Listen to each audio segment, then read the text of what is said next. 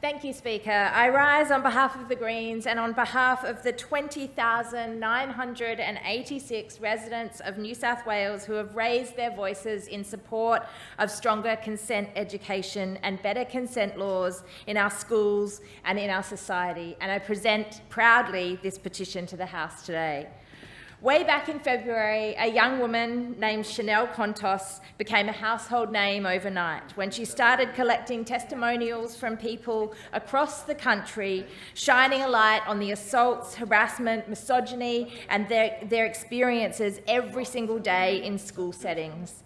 Pretty soon, these testimonials grew to their thousands. Story after story after story of young women being harassed, raped, shamed and bullied, of young men acting appallingly out of unchallenged feeling that they owned women's bodies, that they were entitled to be able to do whatever they wanted to those bodies. Stories of young women who felt unprepared and ill-equipped to protect themselves or their friends, and desperate at the fact that they felt they didn't need or shouldn't need to have to protect themselves. One thing was made perfectly clear from these testimonies and from the 20,000 people who signed this petition, and that is that young people are not getting the education around sex and consent that they need and they want.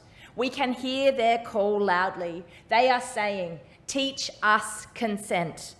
They want to learn how to behave and recognise behaviour. They want to know what is not okay and where they can go to for help. They want to know how to respond when they experience these assaults or violence towards them. And they want everybody to be taught how to be respectful of each other.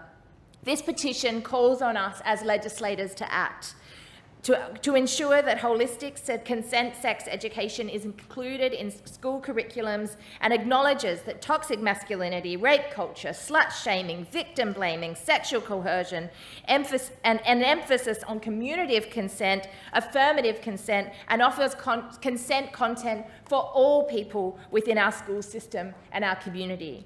This petition calls for urgent reform also on our sexual consent laws in New South Wales, and it is so wonderful to have seen real progress on that front yesterday with the introduction by the New South Wales Attorney-General of the Sexual Consent Reforms Bill 2021.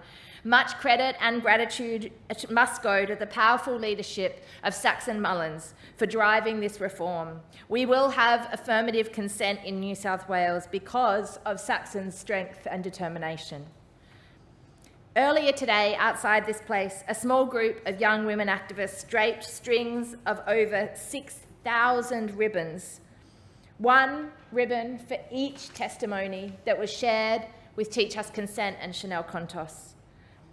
There is a reason that this issue has taken centre stage in the media over the last several months. It is because it is something that every single woman understands intimately.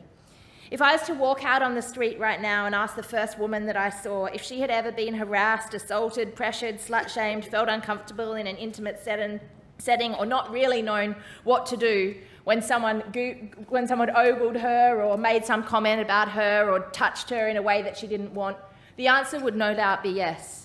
It's happened to me, it's happened to others in this chamber, and if we don't change how we educate our young people, it will happen to our daughters and our granddaughters too. It might feel uncomfortable hearing these stories, but trust me, it is nothing compared to the impact that it has on those who are subjected to sexual assault and sexual violence. Reading through the thousands of testimonies, there are recognisable phrases, and the consequences of failures to address these confront you. We were friends. I was at a party. While I was sleeping, he wouldn't stop. I was scared. I froze. I didn't know what to do. I would never have consented to public sex if I'd been sober. Afterwards, I went to the bathroom and cried. He was a friend. I was trapped, scared. He groped me. I didn't tell anyone. No one knows. I was raped by a boy I knew. I was felt up by someone who was my friend while I slept. I was 12 years old the first time. I was afraid to walk down the corridors at school. The school hasn't taught us enough. We know that teachers are doing as much they can with the best that they can, but I don't think any member in this place can say we are doing enough. When we ask the question, we say, are we doing enough? The answer is overwhelmingly no. I congratulate everybody that has signed this petition calling for consent to be put on the agenda and for us to see reforms so that no young woman, no young person in our society ever faces the kind of violence and assault that we have heard in these testimonies shared here today.